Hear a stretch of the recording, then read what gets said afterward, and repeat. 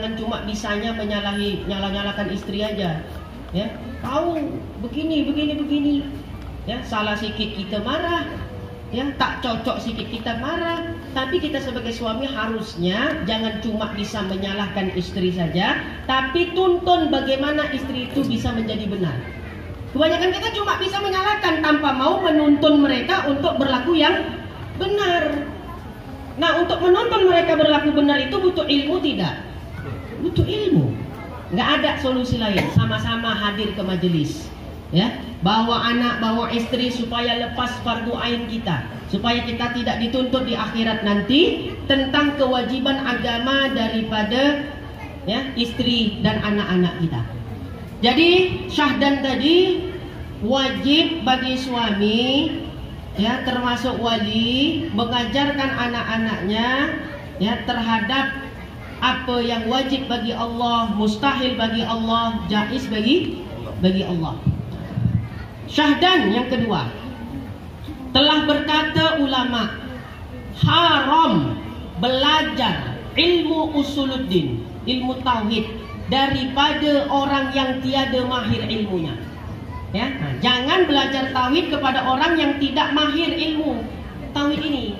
Karena kita tahu silap dikit dalam tauhid bisa rusak iman. Kalau fikih yang silap paling jatuh haram, jatuh fasik. Allah bersemayam di atas aras itu tiada mahir itu ilmu tauhidnya. Mana pula Allah bersemayam di atas aras? Mana daripada yang ada? Allah lebih dulu atau aras? Kita jawab yang dulu ada adalah Allah. Kemudian Allah menciptakan aras. Bila kita kata Allah bersemayam di aras, berarti Allah bertempat. Pertanyaannya, sebelum Allah menciptakan aras, Allah di mana?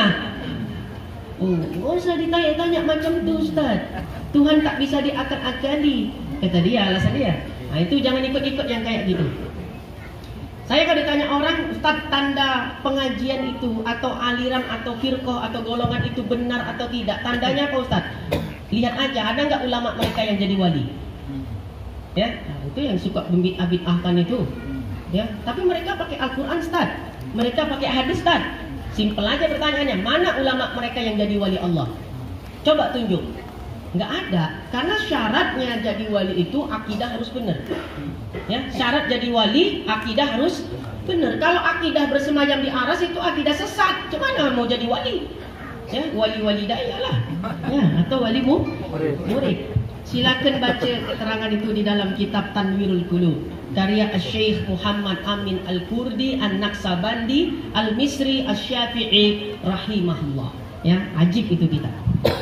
Makanya di dalam kitab itu di akhirnya itu syarat mursyid thariqah itu harus alim. Alim tauhid, alim fikih.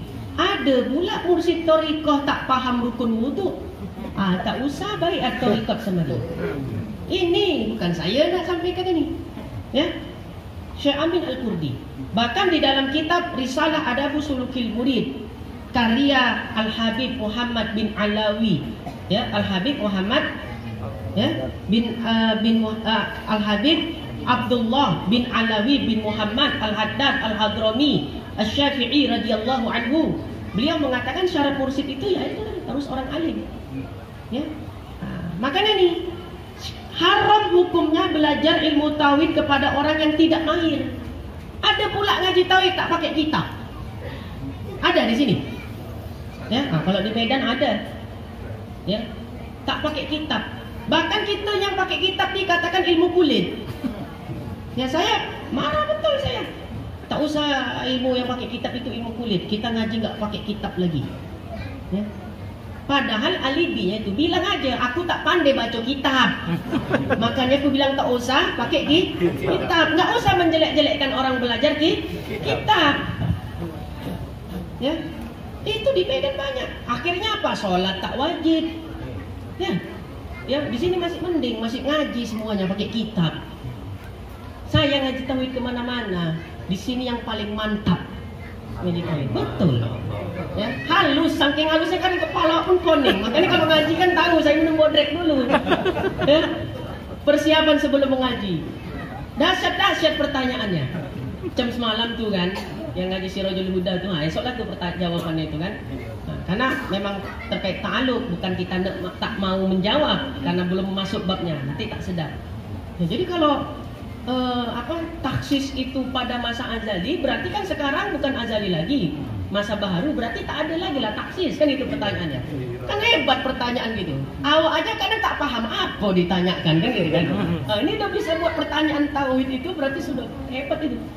Ini saya jujur, di mana-mana saya ngaji tauhid, di sini yang paling mantap nih, ya, di Kuala Tanjung ini, ya, bukan main-main. Saya nggak akan hadir kemari, nggak berani kalau nggak mutolaah dulu, nggak, lebih bagus libur aja lah start ngajinya, ya. Itu namanya masuk ke kandang harimau nggak punya persiapan, ya. Awak ditokam harimau tuh. Nah, kita ngaji di tempat lain kan, Sirajul Huda juga kadang kita baca. Tapi penjelasan itu nggak sedetail yang kita sampaikan di sini. Karena kan kita paham taraf akal yang nak diajarkan itu orang-orangnya cemana kan gitu. Ini masih taraf yang dasar itu aja pun enggak. Gitu. Masih wujud itu sifat atau zat kan itu kan.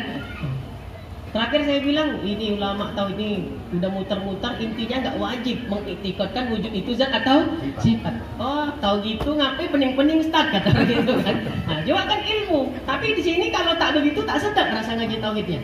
Ya harus mendalam. Ya baik. Jadi haram ya belajar ilmu tauhid kepada orang yang tiada mahir ilmunya.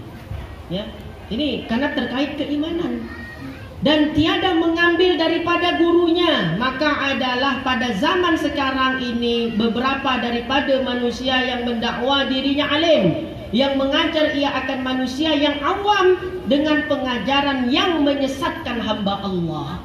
Haram ya mengambil atau belajar tauhid kepada orang yang bukan ahlinya. Haram. Ya, tanda dia ahli itu apa? Dia mengambil ilmu itu daripada gurunya. Itulah namanya bersanad ilmu tadi. Ya. Saya mengaji ini dengan guru saya, kitab Aqidatun Najin. Ya. Nah, guru saya belajar kepada gurunya, gurunya belajar kepada gurunya sampai kepada si penyusun kitab. Itu namanya ilmu bersanad. Ya. Jadi kalau dia saja tak jelas gurunya, siapa guru antum? Ya, guru aneh. Udah beda makom kita. Tiap malam ada wali-wali itu datang di rumah aneh katanya. Ya. Itu bahaya itu yang kayak begitu itu. Pengakuan. Ya. Dari sana antum belajar ilmu tauhid ini? Pokoknya adalah ya rahasia-rahasia dari goib katanya ya. Jadi harus jelas gurunya.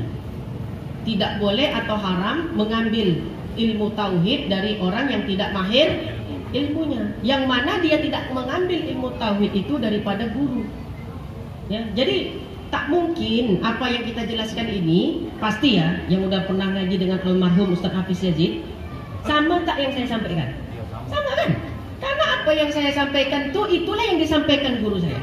Apa yang disampaikan guru saya itu disampaikan gurunya, seterusnya. Ya, jadi sanad itu menjaga kemurnian suatu ilmu tadi supaya tidak bercampur dengan paham-paham yang menyimpang. Ya.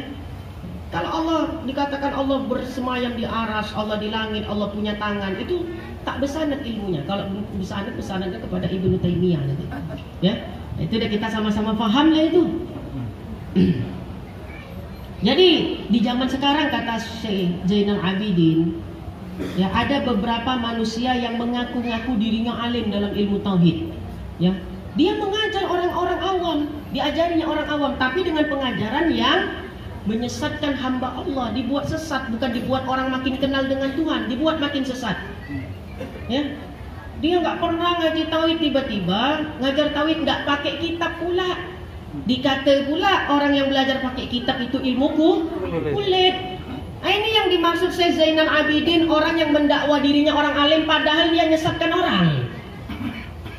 Ya, ditanya oleh jemaahnya, ya Syekh Mursyid, bagaimana cara sholat khusyuk? Dia jawab, kalau nak sholat khusyuk bayangkan Allah Ta'ala di depan kita. Rusak nggak imannya? Dalam tauhid, rusak tidak imannya? Rusak karena Allah tidak diliputi arah sesuatu pun. Allah tak di depan kita, Allah tak di belakang kita, Allah tak di kanan kita, Allah tak di kiri kita, Allah tak di atas kita, Allah tak di bawah kita. Kenapa Allah tidak diliputi arah sesuatu pun? Laisa kamitslihi syai' wa huwas samiul basir. Mukhalafatu lil hawadis. Mursyid tapi mengajarkan etikot yang menyimpang. Itu yang dimaksud Syekh Zainal Abidin. Banyak orang yang mendakwah dirinya orang alim, tapi mengajarkan kesesatan kepada orang-orang banyak. Hati-hati. Ya, saya bukan diskriminasi kepada orang thariqat. Cuma di Medan secara khusus banyak thariqat tapi aneh-aneh. Ada yang buat hari raya duluan, 3 hari sebelum raya dia dari raya. Ya, kita suka datang begitu. Cemana cara menentukan rayanya? Oh, Syekh mursyid kami di bentangnya lidak nih, ya. Nengok dari lidak dia. Oh, ini hilal udah nampak katanya. Ya, awal nengok hilal pakai ini dulu. Ya, alat bantu kan, hilal nampak atau tidak. Dia bentang lidak. Ya, ini namanya lidak. Walhasil 3 hari sebelum orang Idul Fitri, dia pun udah takbiran. Itu dekat pondok kita di sana, di Patumbak namanya. Ya. Nah, kita sehobi datang-datang yang kayak gitu. Ya, kita pernah ketemu, kita datangi seorang mursyid yang pengikutnya banyak, tapi dia kata apa? Bagi saya sholat tidak wajib. Sholat tidak wajib. Ya, saya datangi, ya, sholat tidak wajib katanya. Kenapa nggak wajib? Makom kita udah beda katanya. Jadi makom kau lebih tinggi daripada makom Nabi. Ada rupanya kedudukan yang lebih tinggi daripada kedudukan Nabi Muhammad. Nabi aja sholat kaki sampai bengkak, kau siapa? Ya? Atau sampai dibuatin kita minum. Kita teringat pesan guru kita, kalau ngadepin kayak gini ada doanya, gitu kan? Ya, dikasih minum, sebelum minum kita baca tas, pecah gelasnya. Kejadian. Nah, ini ente mau nyoba-nyoba ini, gitu kan? Itu kita hadapin itu kayak begitu. Ada yang ngaku Nabi. Ada yang mursyid ngakunya, maaf ya, dia punya murid-murid yang perempuan dipilih yang cantik-cantik, malamnya dinikahi secara goib katanya. Ya, jadi dia bilang ke murid-muridnya itu yang cantik-cantik itu, ya, apa katanya? Kita udah sah jadi suami istri. Siapa yang nikahkan saya, Syekh? Nikahkan kita. Kita namanya nikah goib. Cemana nikah goib itu, Syekh? Allah Ta'ala yang menikahkan kita, 2 orang malaikat yang menjadi saksi.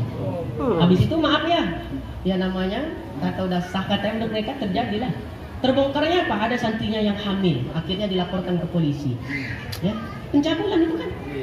Ya, rudah paksa ya kalau bahasa halusnya sekarang. Di mana itu? Di Medan. Kalau kita pinter, kalau ijab kabulnya goib, maunya maaf, jimatnya juga goib. Syekh di sana, saya di sini. Jangan gitulah dek, kita kan udah halal ya. Ini kayaknya goib ya, itunya goib juga lah. Nah, masa ijab kabulnya mau goib, yang itunya mau yang asli? Itu kan udah ajaran nggak bener. Tapi ini Syekh banyak pengikutnya. Udah ditangkap polisi. Kita karena itu tadi takdirkan jadi bagian tauhid ini, kerja kita untuk bongkar-bongkar yang kayak gitu. La haula wala quwata illa billah. Doain kita sehat-sehat ya, supaya tetap istiqomah untuk membongkar ajaran-ajaran yang semisal ini. Ya, mudah-mudahan di sini tidak ada, karena saya tahu sejak zaman guru saya, ya, tauhid di sini kokoh, Ahlus Sunnah wal Jamaah. Insyaallah. Mudah-mudahan ya, kalau banyak ngaji tauhid, jauh itu bala-bala itu jauh. Kita dekat laut, sana sedikit dan laut ya. Insyaallah tsunami enggak lah tuh ya. Karena selagi masih ada orang ngaji kitab ya, mengenal Allah Taala, tauhid insyaallah jauh-jauh bala-bala kita. Nah, jadi saya katakan kenapa yang saya singgung selalu orang thariqat. Bukan saya diskriminasi atau tak suka dengan orang thariqat, tapi secara umum banyak thariqat-thariqat yang semisal ini. Saya sendiri orang thariqat. Thariqat saya 2, saya katakan. Saya thariqat Naqsabandi, juga thariqat Sammaniyah. Jadi kalau dikata saya tak suka thariqat itu salah. Saya sendiri orang thariqat. Tapi kenapa Ustaz selalu menyinggung thariqat? Karena yang banyak menyalahgunakan kaji tauhid ini orang ya thariqat. Yuk kita ngaji makrifah. Kita tahu Al-Imam Al-Haramain, Al-Imam Al-Juwaini, gurunya daripada Imam Ghazali, mengatakan ma'rifatullah itu adalah mengetahui wajib, mustahil, jaiz bagi Allah beserta dengan dalil. Ini bawa-bawa nama ngaji ma'rifatullah. Ya, tapi yang diajari bukan wajib, mustahil, jaiz. Apa? Belajar ilmu kebal, ya, tahan bacok. Minta sama Habib nanti amalan. Wirid apa yang bisa sewaktu-waktu kalau dibacok kita nggak apa-apa. Kalau abad ini banyak amalannya ya. Nah, minta nanti sama beliau. Ya, amalan-amalan apa? Ya, amalan cepat mati misalnya, bosan kali hidup di dunia nih, minta sama Habib nanti amalan. Apa doanya Habib? Aneh bosan kali nih Habib, gitu ya. Corona nggak siap-siap, apa amalannya?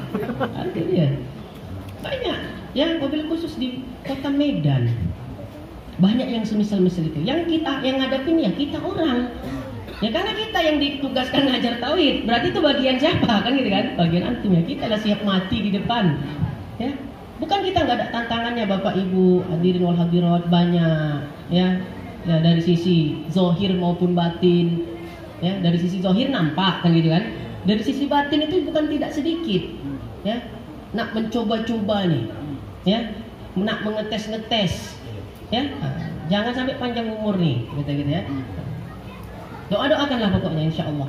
Ya, baik. Sampai jam berapa kita mengaji nih? Udah cukup lah ya.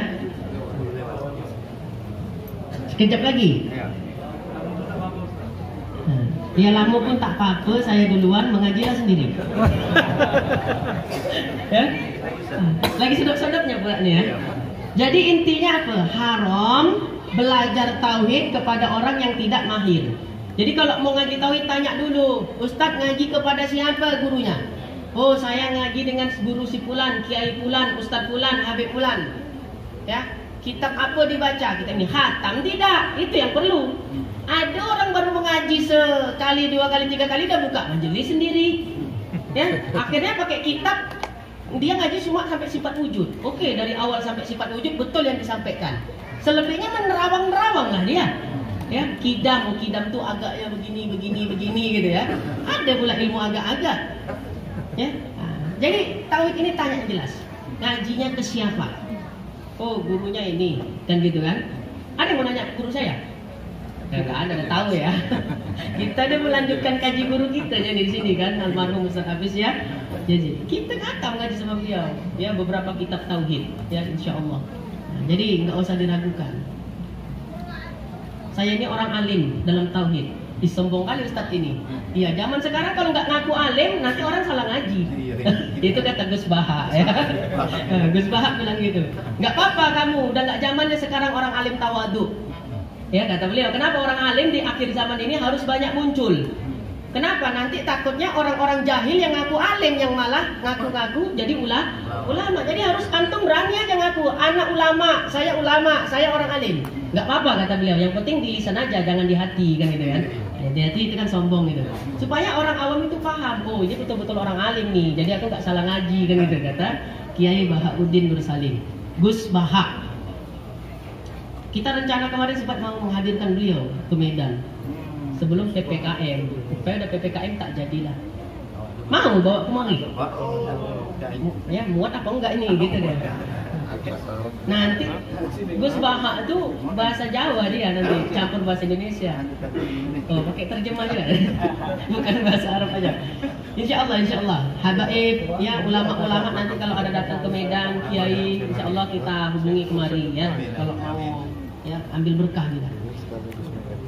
Tahu Gus Baha ya insya Allah. Haji. Dan setengah daripada mereka itu yang berpegang dengan ayat Al-Quran yang mutasyabihat atau sunnah yang mutasyabihat, padahal tiada dilintangkan dengan qawati'i akliyah.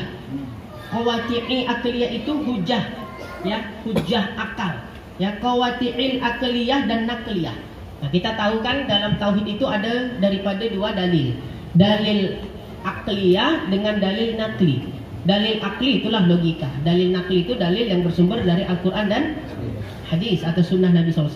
Dalam tauhid mana yang didahulukan, nakliyah atau akliyah? Ya, dalam tauhid akliyah. Ya, dalil akliyah daripada dalil nakliyah. Yang muhkamat tetapi mengambil mereka itu dengan zahir, ya, zahir ayat yang mutasyabihat. Maka jadi jatuh mereka itu pada laut kafir. Maka sesat mereka itu dan menyesatkan mereka itu akan manusia yang awam. A'udzu billahi min zalik. Maka adalah mereka itu seperti Dajjal atau terlebih jahat lagi daripada Dajjal. Ada yang artinya begini. Ayat Ayat Al-Quran atau hadis itu ada yang bentuknya muhkamat, ada yang mutasyabihat. Ayat-ayat Al-Quran atau hadis yang muhkam itu apa maksudnya? Muhkam itu yang maknanya jelas, tidak perlu ditakwil-takwil lagi. Allah Subhanahu wa taala berfirman, "Hurrimat 'alaikumul maitatu wad-damu wa lahmul khinzir." Diharamkan bagi kalian kaza kaza kaza kaza wa kaza. Nggak ada itu takwil. Oh ini hurimat artinya makruh, nggak ada cerita kayak gitu karena udah langsung ditegaskan ya bahwasanya ayat itu adalah bentuknya muhkam. Hurimat, haram. Tidak bisa diartikan haram itu dengan makna makruh, nggak bisa. Jelas ini ya. Itu namanya ayat yang maknanya jelas. Nah, ada ayat-ayat yang sifatnya itu butuh penjelasan yang lebih rinci. Ayat-ayat yang maknanya belum begitu jelas apa maksudnya. Itu diistilahkan oleh para ulama tafsir namanya ayat mutasyabihat. Ya, ayat mutasyabihat, mutasyabbih. Contoh, nggak usah jauh-jauh. Alif Lam Mim. Itu termasuk mutasyabihat. Coba dilihat di Al-Qur'an terjemah. Ya, Allahu a'lam bis-shawab. Dalam tafsir Jalalain jelas itu kan, wallahu a'lam bi muradihi bizalik, kata Imam Jalaluddin Suyuti dan Imam Mahalli. Allah yang tahu maksudnya. Itu namanya ayat mutasyabihat, ayat yang belum jelas apa maknanya. Nah, jadi yang pokok pembahasan kita ini mungkin penutup tentang ayat mutasyabihat, ayat yang belum jelas apa maknanya. Terkait ayat mutasyabihat, ulama terbahagi kepada beberapa golongan. Ada namanya ulama salaf, ada namanya ulama khalaf, ada namanya mujassimah, ada namanya musyabbihah, ada namanya ahlu ta'til. Ya, kita jelaskan satu-satu. Representasi ahlu sunnah wal jamaah itu di dalam memahami ayat-ayat mutasyabihat itu diwakilkan oleh dua orang golongan ulama, ulama salaf maupun khalaf. Jadi salaf khalaf itu adalah ahlu sunnah wal jamaah. Bagaimana ulama salaf memahami ayat mutasyabihat? Contoh ayatnya begini, yadullaha fauqa aydihim. Yadun itu kalau kita artinya apa? Tangan. Ya, tangan itu kan berarti kalau diartikan tangan menjadi kita mensifatkan Allah dengan sifat-sifat ya baharu atau sifat makhluk, sementara Allah bersifat mukhalafatul lil hawadits, laisa kamitslihi syai' wa huwas samiul basir. Ya, baik. Ulama salaf di dalam menafsirkan ayat-ayat ataupun hadis-hadis mutasyabihat, contoh ayat yadullaha fauqa aydihim, mereka mengatakan kami beriman dengan lafaz yadun. Jelas, kami beriman dengan lafaz yadun dalam ayat ini. Tapi apa makna yadun? Wallahu a'lam bis-shawab, kata mereka. Berarti nggak ada penafsiran apapun, betul? Ar-Rahmanu 'alal arsy istawa. Ini yang sering dijadikan dalil oleh mereka yang mengatakan Allah bersemayam di atas arasy. Ar-Rahmanu dan Allah Ar-Rahman. Ar-Rahmanu 'alal arsy istawa dan Ar-Rahman istiwa 'alal arsy. Ulama salaf mengatakan kami beriman kepada lafaz istiwa di dalam ayat ini. Tapi apa makna istiwa itu? Wallahu a'lam. Ini ulama salaf, betul-betul ulama salaf. Jelas ya? Ada juga nanti yang ngaku salafi tapi nggak gitu pahamnya. Yadullah fauqa aydihim. Kami beriman dengan lafaz yadun dalam ayat ini, tapi apa maknanya? Wallahu a'lam. Dalam tauhid itu istilahnya tafwid ma'at tanzih. Ya, dalam tauhid tafwid ma'at tanzih. Ini adalah pahamnya salaf yang betul-betul sah. Salaf itu ulama yang hidup di tahun 300 Hijriah ke bawah, ya, itu secara umum mereka adalah ulama salaf. Kemudian kedua, ada namanya paham khalaf. Ya, apa kata paham khalaf? Mereka mentakwil. Takwil itu apa? Memalingkan makna ya terhadap makna yang lainnya. Itu namanya takwil. yadullaha fauqa aydihim. Kata ulama khalaf, kalau ditafsirkan yadun dengan artinya tangan, berarti kita mensifatkan Allah dengan sifat-sifat makhluk, dan itu mustahil. Maka mereka mentakwil yadun, ya, dipalingkan maknanya dengan makna yang lain yang cocok dan layak dengan, ya, Allah Subhanahu wa taala. Apa kata ulama khalaf? Yadullaha fauqa aydihim. Artinya bukan tangan Allah di atas tangan-tangan mereka. Karena kalau diartikan tangan berarti Allah serupa dengan makhluk. Kan begitu? Jadi yadullaha fauqa aydihim maknanya kekuasaan Allah di atas kekuasaan mereka. Ya, itu takwil namanya. Termasuk ayat Ar-Rahmanu 'alal arsy istawa. Dan Allah Subhanahu wa taala yang bersifat Rahman menguasai arasy. Bukan Allah bersemayam di atas arasy. Al-Imam Abu Hanifah di dalam kitab beliau Fiqhul Akbar, beliau mengatakan Allah menciptakan arasy bukan menjadikan arasy sebagai tempat bersemayam bagi zatnya, karena Allah sudah ada sebelum arasy itu ada. Adapun Allah menciptakan arasy untuk menunjukkan kekuasaannya. Kenapa? Arasy adalah makhluk terbesar yang Allah ciptakan di alam semesta. Bukan langit dan bumi. Arasy makhluk yang paling besar. Jadi kalau Allah bisa dan mampu menciptakan makhluk yang lebih besar, itu menunjukkan Allah, ya, menunjukkan kuasanya Allah. Makanya Imam Abu Hanifah mengatakan Allah menciptakan arasy bukan menjadikan tempat arasy itu sebagai tempat bersemayam bagi zatnya, tapi Allah menciptakan arasy untuk menunjukkan, ya, kekuasaannya. Itu kata Imam Abu Hanifah dalam kitab Fiqhul Akbar. Dan kita ngaji kitab itu khatam, kita dapat sanadnya dari ulama, ya, Yordania, ya, langsung kitab Fiqhul Akbar itu. Baik. Jadi kalau mereka mengatakan Allah bersemayam di atas arasy, pendapat siapa? Pendapat Imam Abu Hanifah katanya. Nipu kalian bilang. Ya, Imam Abu Hanifah yang mana? Ya, mana di kitab apa beliau mengatakan Allah bersemayam di arasy?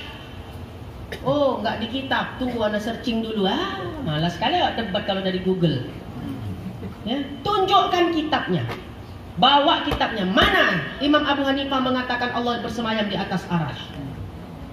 Ya, kalaupun ada kitab Fiqhul Akbar karya Imam Abu Hanifah yang mengatakan di situ Allah bersemayam di atas arasy, wallahi kitab itu sudah tidak original lagi, sudah tidak asli, sudah ditahrif, sudah dirubah oleh Wahabi.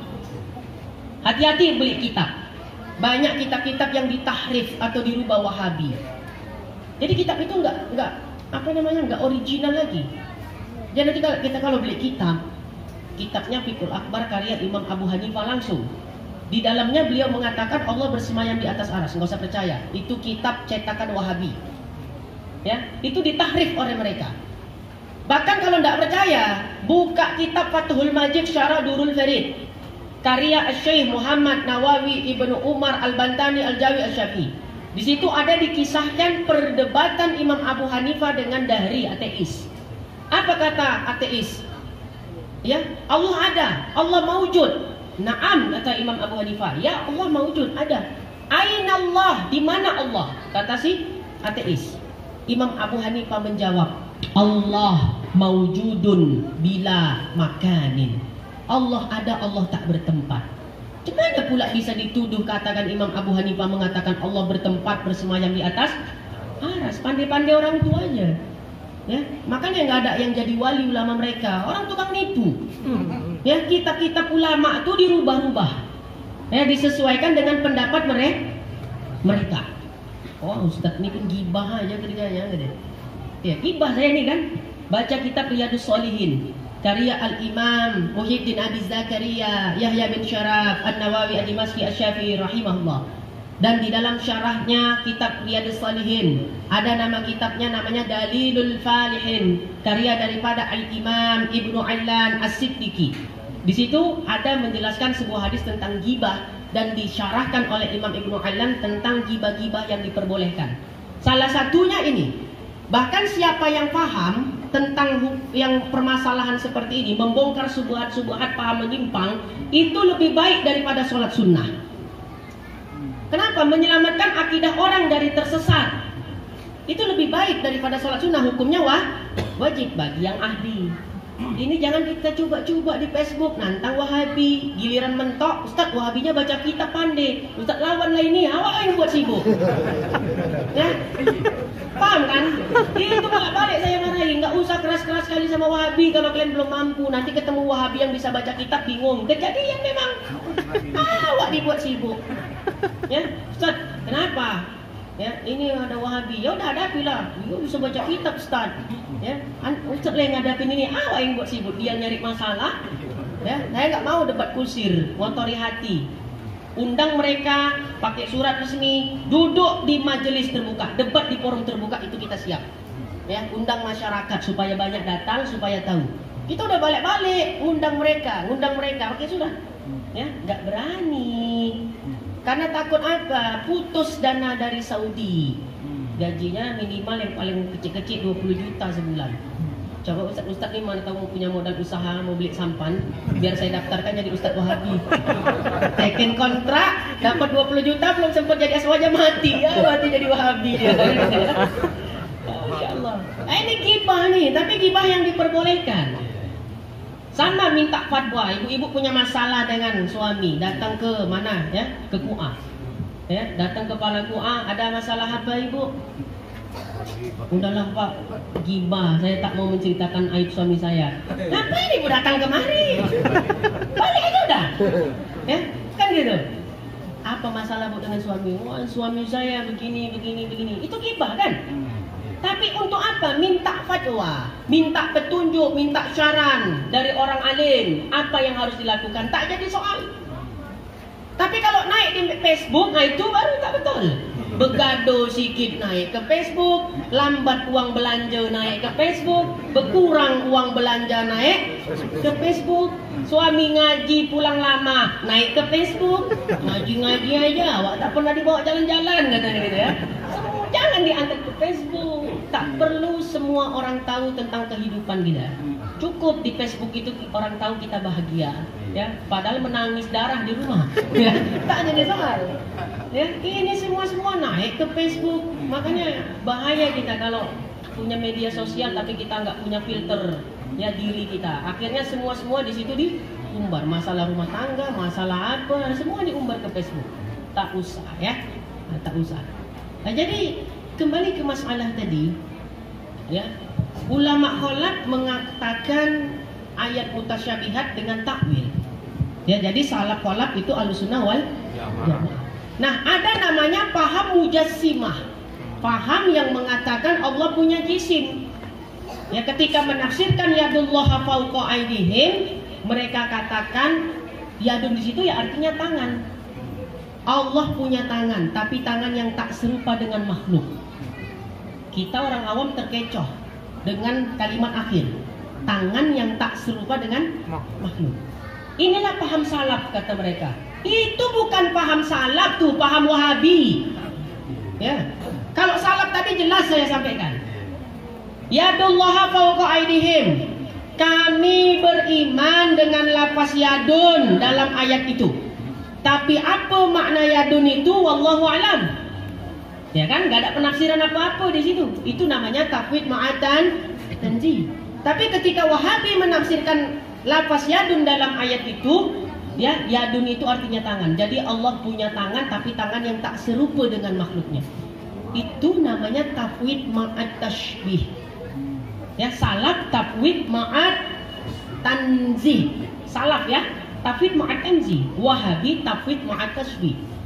Diserupakannya Allah punya tangan. Ya, itu kan tasbih, menyerupakan Allah dengan makhluk. Kemudian diserahkan tangan yang layak baginya. Itu namanya tafwid. Jadi tafwid ma'at tasbih. Sementara ulama salaf tafwid ma'at tanzih. Ini nggak usahlah orang awam. Orang terpelajar sekalipun banyak terkecoh. Sulit membedakan mana tafwid ma'at tanzih dengan tafwid ma'at tasbih. Saya pernah berdebat dengan doktor alumni Yordania, S3 di Yordania, punya pesantren besar. Ya, nggak usah disebut nama pesantrennya. Ya, dia berpaham Allah Ta'ala itu bersemayam di aras, tapi dengan semayam yang layak baginya. Dia berpaham Allah punya tangan, tapi tangannya tak serupa dengan makhluk. Dia kata, di mana salahnya Ustaz? Katanya. Salahnya itulah menyerupakan Allah dengan makhluk. Itu tafwid ma'at tasbih. Kalau ulama salaf tuh saya kata tafwid ma'at tanzih. Sampai berbulan-bulan kami terus diskusi dari WA segala macam. Dia nunjukin kitab, saya nunjukin kitab, dan pada akhirnya apa kata beliau? Benar yang antum sampaikan. Ya, ternyata paham anak selama ini salah. Ya, nah, salah. Yang betul tafwid ma'at tanzih. Doktor alumni Yordania. Nah, tapi kalau di sini insya Allah karena ngajinya pakai kitab khatam, talaki, nggak ada yang paham kayak gitu. Ya, mudah-mudahan. Nah, ini maksudnya bahaya nih, ya, bahaya. Nah, jadi itu tadi namanya paham apa? Mujassimah. Ada namanya terakhir paham musyabbihah. Musyabbihah itu mensifati Allah dengan sifat-sifat makhluk. Allah bersemayam di arash. Itu namanya paham musyabbihah, mensifati Allah dengan sifat makhluk. Jadi syirik itu bentuknya bukan hanya sebatas menyembah Tuhan selain Allah saja. Disebut di dalam kitab Manhajus Salaf fi Fahmin Nusus, karya daripada Al-Allamah Al-Muhaddis Profesor Dr. Abuya As-Sayyid Muhammad bin Alawi Al-Maliki Al-Hasani rahimahullah. Beliau mengatakan dalam kitab itu, orang yang mensifati Allah dengan sifat-sifat makhluk fahuwa musyrik, maka dia adalah orang yang musyrik. Jadi ketika kita mengatakan Allah bersemayam di arash, itu musyrik. Ketika kita mengatakan Allah punya tangan, itu musyrik. Kenapa? Kita mensifati Allah dengan sifat-sifat makhluk. Jadi musyrik itu bukan hanya menyembah Tuhan selain Allah. Dan terakhir ahlul taktil. Mungkin kita jarang dengar ini. Ya, ahlul taktil itu gini pahamnya. Dia sebetulnya niatnya bagus, ingin mensucikan Allah dari segala sifat makhluk, tapi terlalu lebay. Ya, di mana letak lebaynya? Semisal Ar-Rahmanu 'alal As-Istawa. Oh, ini istiwa artinya bersemayam. Apa kata mereka? Ya, kami beriman dengan ayat ini, tapi kami tidak mengimani lafaz istiwa di dalam ayat ini. Kami tidak mengimani lafaz istiwa di dalam ayat ini. Kenapa? Maknanya tasbih, mensifati Allah dengan sifat makhluk. Bagus niatnya, tapi lebay sampai mengingkari ayat. Kalau ulama salaf tadi jelas tafwid ma'at tanzih. Kami beriman dengan lafaz istiwa dalam ayat ini, tapi apa maknanya? Ya, maknanya wallahu a'lam bishawab. Itu ulama salaf.